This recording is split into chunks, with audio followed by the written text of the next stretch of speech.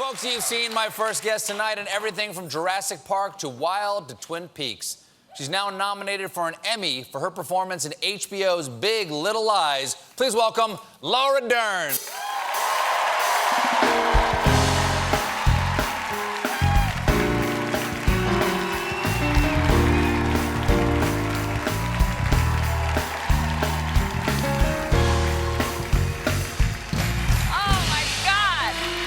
Nice to see you again.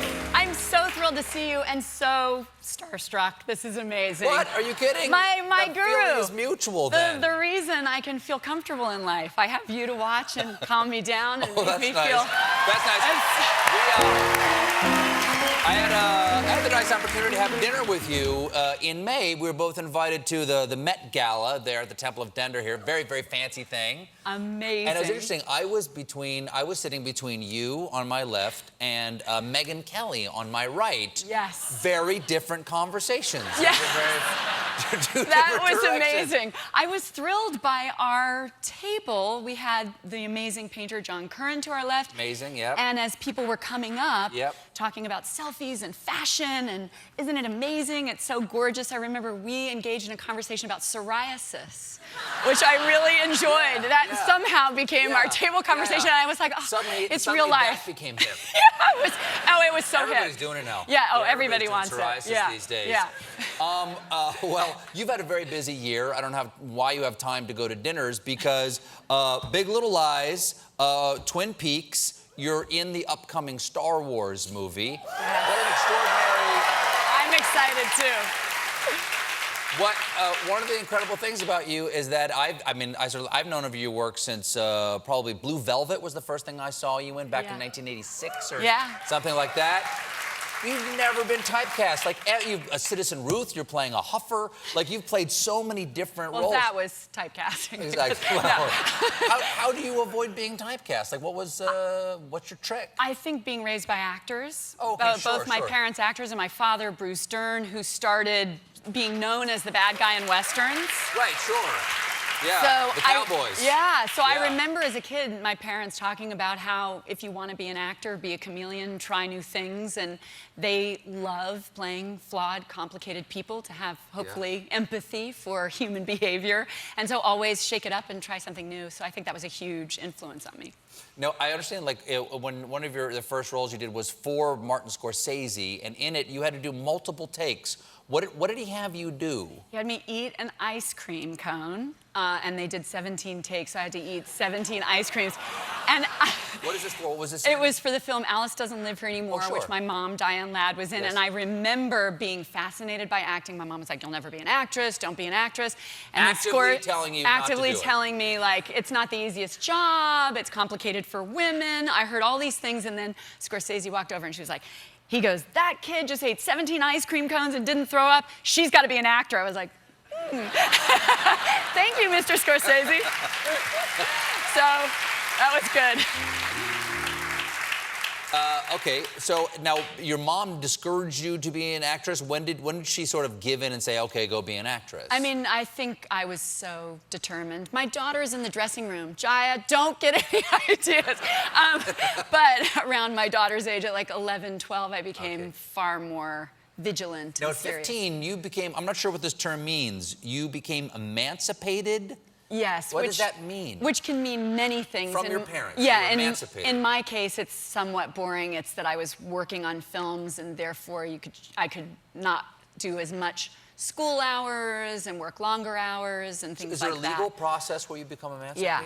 I should have used it much to my advantage and didn't. So does that mean, like, could you like take a part without getting your parents' permission and stuff like that? In theory, but I basically was deemed a rebel with no rebellious bone in my body.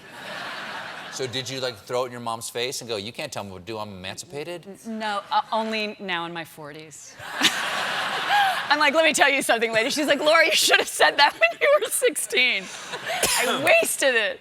Okay, so now just in Star Wars for just a second. You're, if you don't mind, I know you can't say a damn thing, but I'm going to try. I'm going to try. Do it. It's so fun You to talk play about. Vice Admiral Holdo. Okay.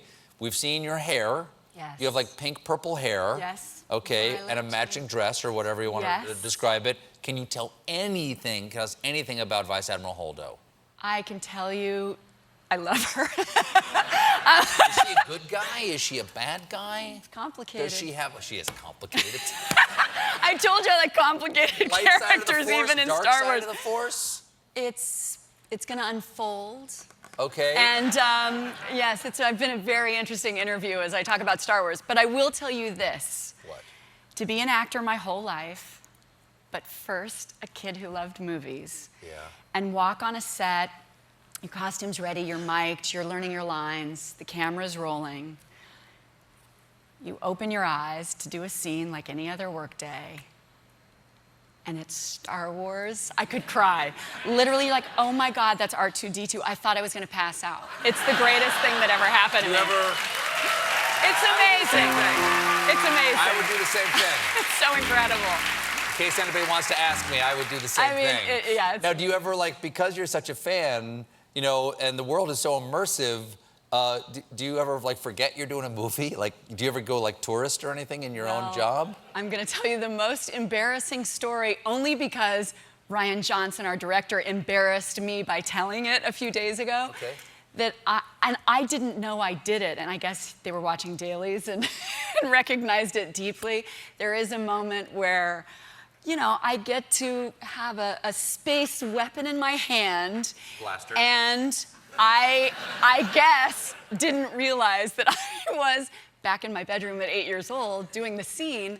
I went pew pew as I was in the middle. They've taken the sound out. I don't think you'll hear that in the movie, hopefully. But you're literally going pew pew. Yes. I was so excited. I mean, it's Star Wars. That's the most adorable thing I've ever heard in my entire life. Okay, less adorable. Big Yes. Little Lies. Okay. Now, congratulations. Nominated for an Emmy this year. Good luck. Thank you. Good Thank luck. you. I'll see you out there. hosting Yes, this year. my God. I'm so excited. Let's hit the parties together. Let's do it. I can't wait. Now, we have a clip here.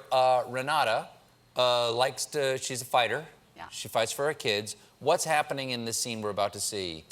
She is teaching her daughter about voice and not allowing herself to be bullied. Okay. But unfortunately does it in complicated ways because I play complicated characters. I understand. She's using the Force. Jim? Oh my God! All right, just keep your voice down. Someone is biting our daughter. Oh my God, okay. Honey, Mommy is getting very upset. I'm getting very, very upset because someone is bullying you and you never let a bully win. Do you hear me? You have to speak up, Amabella. You have to be a big girl and use your voice in this world. That's why they call me a bulldog, because I had to learn how to fight back with a bully. Very complicated. Yeah. Thank you so much for being here. I'm so thrilled to be here with you. It was lovely to see you Oh again. my God, so amazing to see you. Big Little Lies is available on HBO. She'll be at the Emmys. Laura Dern, everybody.